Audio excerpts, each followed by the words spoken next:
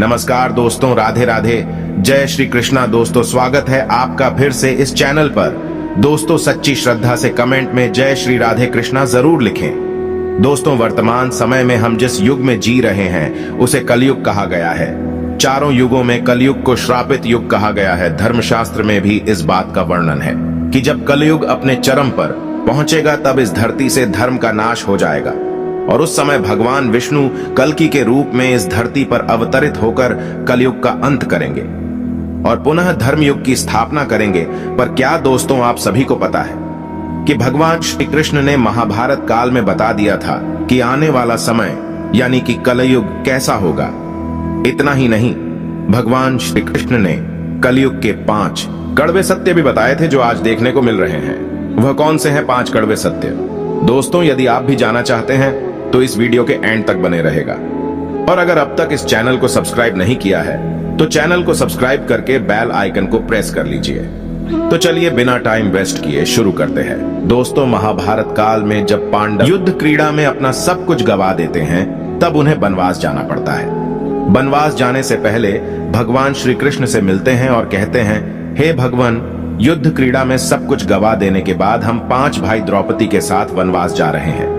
लेकिन जाने से पहले हम यह जानना चाहते हैं कि आने वाला युग कलयुग कैसा होगा। उस समय के मनुष्य कैसे होंगे, लोगों के विचार कैसे होंगे और मोक्ष की प्राप्ति कैसे होगी।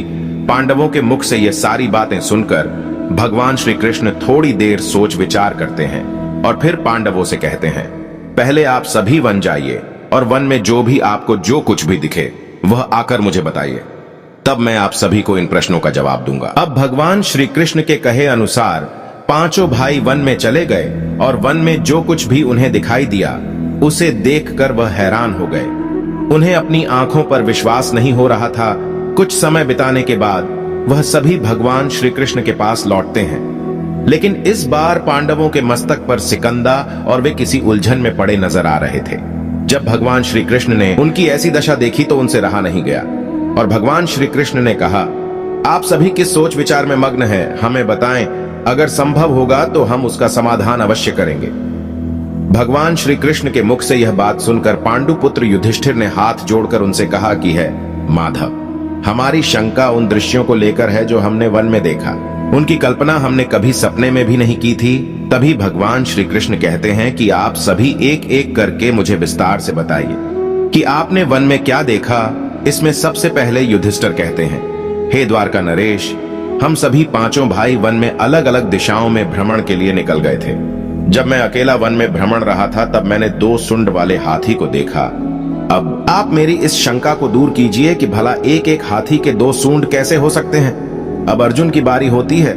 अर्जुन बताते हैं कि उन्होंने एक ऐसे पक्षी को देखा जिसके पंखों पर वेद की रचनाएं लिखी हुई थीं और वह मुर्दे का मांस खा रहा था।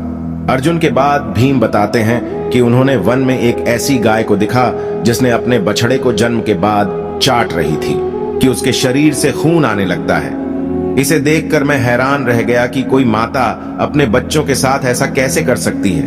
अब भगवान श्री कृष्ण सहदेव से पूछते हैं कि सहदेव, तुमने वन में क्या देखा?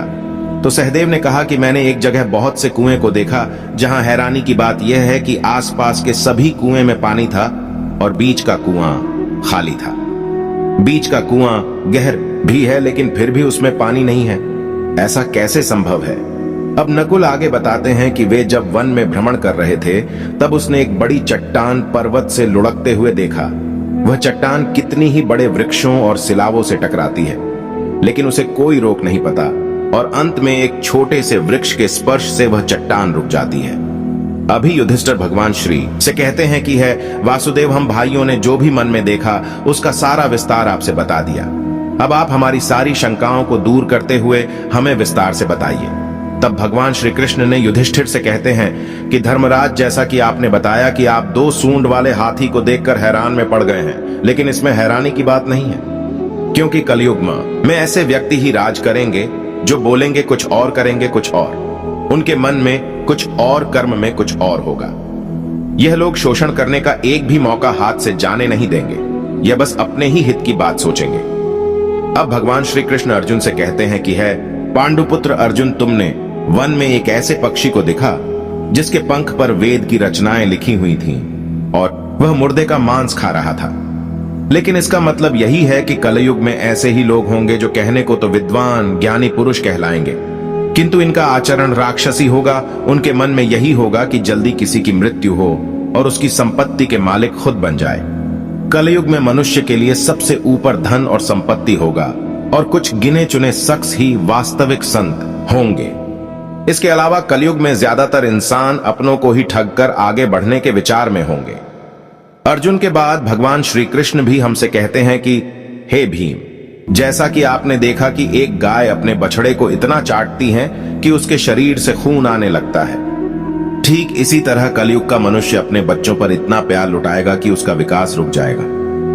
एक माता की ममता अपनी औलाद की मोह माया और संसार में इस तरह बांध के रख देगी कि उसके बच्चे का जीवन नष्ट हो जाएगा।